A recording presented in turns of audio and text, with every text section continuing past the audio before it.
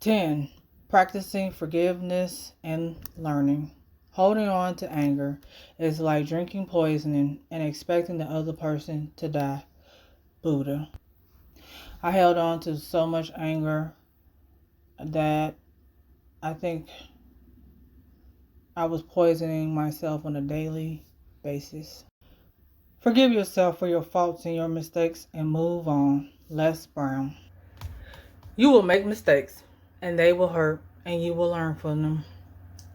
It's a part of life. I used to strive for perfection, but realized I was always making mistakes all the time. Mistakes teach us lessons. I was the queen of I ain't forgiving nothing. I was holding on to my anger. I was not going to forgive anybody because I didn't know, because I thought that meant that I approved of what they had done to me. And that just made me unhappy. In part 1, I talked about my mother manipulating and gaslighting me. My mother and I had a relationship based on trauma bonding. We were mostly angry at each other, but still had a close relationship. God helped me to stop talking to her permanently, finally. I struggled to forgive her because I couldn't understand why she would treat her child negatively. God helped me to see her as a traumatized person. I don't know much about my mother's past, and we deal with trauma differently. I am not saying that it was okay for my mother to treat me unfairly. Not at all. I'm just saying I'm just seeing her as she is traumatized. I chose to know my worth, forgive, and not be subjected to her anymore. Here's a scenario. Forgiving a friend so you can communicate and express your feelings.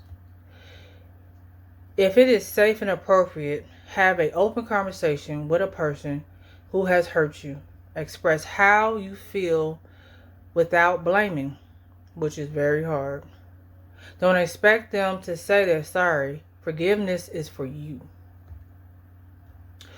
And it also tells you about the type of person they are. If they're blaming you, or if they are not willing to say that they're sorry, then and y'all can have a mutual respect for each other, then they're not your friend.